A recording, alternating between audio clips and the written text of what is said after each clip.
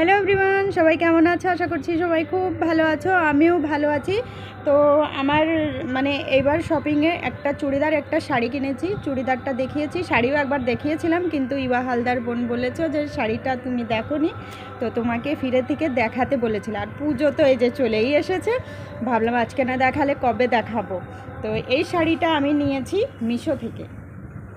আর মিশো থেকে এত সুন্দর শাড়ি দিয়েছে, প্রাইস যা অনেক কম প্রাইসে পেয়ে গিয়েছি।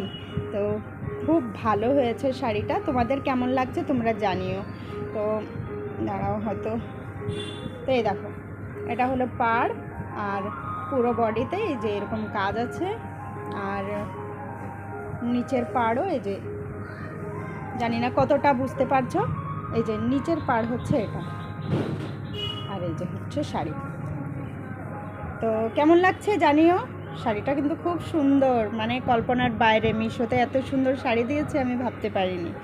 কিন্তু একটা কথা জানো, পুজোতে আমি এই শাড়ি পরতে পারবো না। কারণ হচ্ছে শুধু শাড়ি কিনলে তো হয় না, শাড়ির সাথে ব্লাউজ লাগে, সায়া লাগে, সেইগুলো নাই। তো এখন হয়েও পারবে না। আর গেল বছরও সেম এই সমস্যা হয়েছিল, যেটা প্রত্যেক বছরই হয়। শাড়ি তো এসে যায়, কিন্তু লাইলিংয়ের জন্যে, সায়ার জন্যে সেই পুজোতে সেই ড্রেস পরতে পারি না।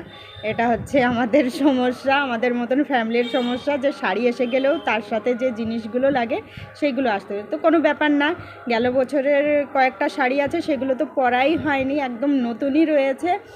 আর চুড়িদার মুড়িদার আছে, যাই হোক, যে কয়টা দিন বেরোবে ওই হয়ে যাবে। আর এর যা ব্লাউজ আছে, এটা তো আস্তে আস্তে করে সুন্দর করে বানাবো। এখন বানাতে গেলেও খুব তাড়াহুড়া করে একটু খারাপও হয়ে যেতে পারে, যেহেতু আমিই বানাবো।